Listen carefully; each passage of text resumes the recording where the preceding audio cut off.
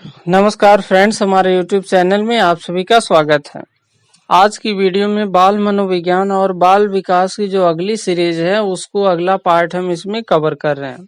तो देखिए, जो पहला क्वेश्चन है उसको हम स्टार्ट कर दे रहे हैं और आपसे रिक्वेस्ट है कि आप प्लीज वीडियो कंप्लीट देखिएगा। देखिए, कह रहा शैशवावस्था द्वारा जीवन का पूरा क्रम निश्चित होता है, ये किसका मत है? तो जो शैशवावस्था है इसी के द्वारा पूरे जीवन का क्रम निश्चित होता है, यह एडलर महोदय का क्या है, उनके द्वारा दिया गया मत है। इसी से रिलेटेड क्वेश्चन है, जैसे क्वेश्चन पूछ सकता है कि जो शैशवावस्था है, शैशवावस्था के जो प्रथम 3 वर्ष होता है, इस प्रथम 3 वर्ष में शिशु का जो शारीरिक विकास होता है वह अति तीव्र गति से होता है। यानी कोई शिशु, कोई बच्चा है, शिशु है, तो उसका जो शारीरिक विकास सबसे अधिक, सबसे तीव्र वो किस अवस्था में होगा? शैशवावस्था में। या यह भी क्वेश्चन पुटअप किया जा सकता है कि जो शैशवावस्था उसको हम निर्माण काल कहते हैं, बालक का निर्माण काल कहते हैं, क्योंकि उस समय बालक के सभी शारीरिक विकास अपने चरम सीमा पर होते हैं, या कहिए उनका शारीरिक विकास बहुत ही तेजी से होता है, उनके शरीर का निर्माण होता है, इसलिए शैशवावस्था को हम बालक का निर्माण काल भी कहते हैं। क्वेश्चन नंबर 2 में कह रहा है कि बुद्धि लब्धि का सूत्र क्या है? तो ये जो क्वेश्चन है वैसे जनरली सभी लोगों को पता है, बहुत ही इजी है, लेकिन बाय चांस कभी कभी क्वेश्चन में जो है एग्जाम में पूछ सकता है।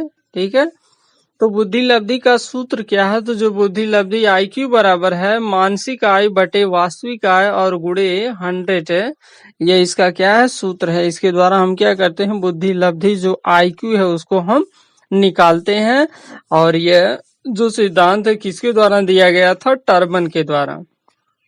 क्वेश्चन नंबर 3, भारत में बुद्धि परीक्षण कब शुरू हुआ था? तो जो भारत में बुद्धि परीक्षण है वह 1922 ईस्वी में क्या हुआ था? शुरू हुआ था। तो इसके बारे में कह रहा है कि भारत में जो बुद्धि परीक्षण का प्रारंभ है वह 20वीं शताब्दी का जो तीसरा दशक है उसमें इसकी शुरुआत हुई थी, और इसका टोटल जो श्रेय दिया जाता है वह डॉक्टर CH राइस को दिया जाता है। इसका जो श्रेय है डॉक्टर CH राइस को दिया जाता है, और इसकी परीक्षण की जो शुरुआत हुई थी 1922 में हुई थी। और यह जो डॉक्टर CH राइस है ये क्या किए थे? 1922 में ही बीने साइमन बुद्धि परीक्षण का अनुकूलन किए थे, और बाद में 1922 में हिंदुस्तानी बीने कार्यात्मक परीक्षण के नाम से इसका क्या हुआ था? प्रकाशन हुआ था भारत में। उसको नाम दिया गया कि हिंदुस्तानी बीने कार्यात्मक परीक्षण। अगला क्वेश्चन देखिए, कह रहा है क्वेश्चन नंबर 4, 140 बुद्धि लब्धि वाली विद्यार्थी प्रतिभाशाली या प्रवीण बालक होते हैं, यह किसका मत है? ठीक, तो यहाँ देखिए 140 बुद्धि लब्धि वाले हैं, ठीक, मिस्टेक हो गया टाइपिंग में। 140 बुद्धि लब्धि वाला कोई विद्यार्थी है वह क्या है? प्रतिभाशाली या प्रवीण बालक होते हैं, यह किसका मत है? किसके द्वारा कहा गया? तो यह टर्मन के द्वारा कहा गया है। या इसी में एक क्वेश्चन और हम इंक्लूड कर दे रहे हैं कि बुद्धि लब्धि जो IQ का आविष्कार था किसने किया था? टर्मन ने किया था। और यह ऊपर का जो कथन है इसको टर्मन ने कहा भी था कि 140 जो बुद्धि लब्धि होती है वे विद्यार्थी या तो प्रतिभाशाली रहेंगे या तो प्रवीण बालक होते हैं। क्वेश्चन नंबर 5, शिक्षा मनोविज्ञान का केंद्र है। तो जो शिक्षा मनोविज्ञान है उसका केंद्र क्या है? तो उसका केंद्र इस समय क्या है? बालक है। जैसे पहले कहा जाता था कि यह क्या है? मन का विज्ञान, आत्मा का, व्यवहार का, ऐसा चेतन है, यह है वह है।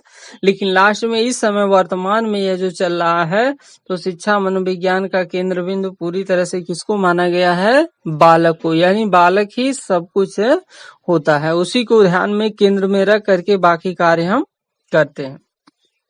अगला क्वेश्चन नंबर 6 कह रहे कि भारत में प्रथम मनोवैज्ञानिक प्रयोगशाला की स्थापना कहाँ की गई थी?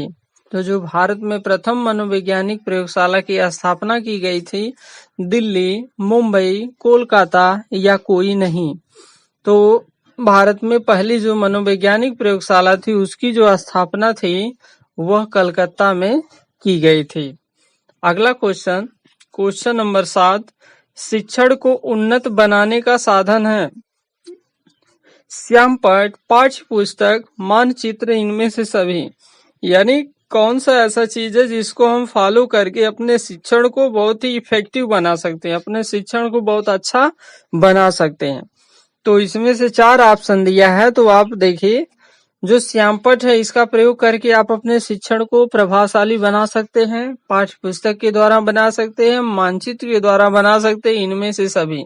तो इसमें जो करेक्ट ऑप्शन हो जाएगा डी वाला हो जाएगा, लास्ट वाला, इनमें से सभी। यानी सभी चीजों को आप यूज करके क्या कर सकते हैं, इंक्लूड करके आप अपने शिक्षण को प्रभावशाली, इफेक्टिव, बहुत ही शानदार, एक्सीलेंट आप इसको बना सकते हैं। क्वेश्चन नंबर 8, स्वतंत्रता की भावना किससे संबंधित है? तो जो स्वतंत्रता की भावना है, कह रहे शैशवावस्था, बाल्यावस्था, किशोरावस्था, गर्भाधान। यानी कौन सी ऐसी अवस्था है जिसमें स्वतंत्रता की भावना होती है, जिसमें जो बालक है पूरी तरह से स्वतंत्र होता है, ठीक, उस पर किसी प्रकार का प्रेशर नहीं है, किसी की कहने का कोई वैल्यू नहीं है, कोई मतलब नहीं है, वह हमेशा स्वतंत्र रहना चाहता है। तो वह देखिए इसमें जो आंसर हो जाएगा सी हो जाएगा, किशोरावस्था। किशोरावस्था एक ऐसा समय होता है जिसमें बालक पूरी तरह से स्वतंत्र होता है, यानी दूसरे पर वह डिपेंड नहीं रहता है या दूसरे की आर्डर को वह 100% फॉलो नहीं करता है, फ्रीडम में रहता है। अगला क्वेश्चन, क्वेश्चन नंबर 9 कह रहा है शिक्षण एवं सीखना होता है केवल घर में, कक्षा के कमरे और घर दोनों में, केवल कक्षा के कमरे में, न तो घर में न ही कक्षा के कमरे में। तो आप समझ सकते हैं कि जो शिक्षण है और जो सीखना है, दोनों चीजों के बारे में बातचीत की गई है। तो शिक्षण और जो सीखना है ये दोनों जगह होगा, कक्षा के कमरे में और घर दोनों में, ठीक है, दोनों में पॉसिबल है। आप शिक्षण क्रिया को कक्षा के कमरे में भी कर सकते हैं, सीख भी सकते हैं, और जो घर है वहां पर भी आप शिक्षण और सीखना दोनों काम कर सकते हैं। जो बी ऑप्शन है वह सही है। क्वेश्चन नंबर 10, कम बुद्धि वाला भी हो सकता है। कह रहा है कि कम बुद्धि वाला व्यक्ति भी हो सकता है, कम बुद्धि वाला व्यक्ति भी हो सकता है, यह नहीं रहेगा, यहाँ पर हो जाएगा व्यक्ति, कम बुद्धि वाला व्यक्ति भी हो सकता है। तो जो कम बुद्धि वाला व्यक्ति है, चतुर, विवेकशील, सृजनशील, प्रज्ञावान। आप अपने सेंस से समझिए कि अगर किसी के पास कम बुद्धि है तो वह चतुर या चालाक नहीं हो सकता, विवेकशील नहीं हो सकता, फिर कह रहा प्रज्ञावान, वो बहुत ही गुणी नहीं हो सकता। यहाँ कह रहा सृजनशील, तो करेक्ट ऑप्शन हो जाएगा सी वाला, सृजनशील। जो कम बुद्धि वाला व्यक्ति है वह सृजनशील हो सकता है, क्रिएटिविटी उसके अंदर आ सकती है, वह नई चीजों को इन्वेंट कर सकता है। तो आज के लिए इस सीरीज में बस इतना ही, शेष जो है अगले पार्ट में कवर करेंगे। और वीडियो अगर पसंद आई हो तो इसे लाइक, शेयर, कमेंट और चैनल को सब्सक्राइब जरूर कीजिएगा। और अगर आपकी कोई एडवाइस हो, कोई डाउट्स हो या कोई आइडियाज हो, थॉट्स हो, आप हमारे साथ शेयर करना चाहते हैं तो प्लीज कमेंट जरूर कीजिएगा। Thanks for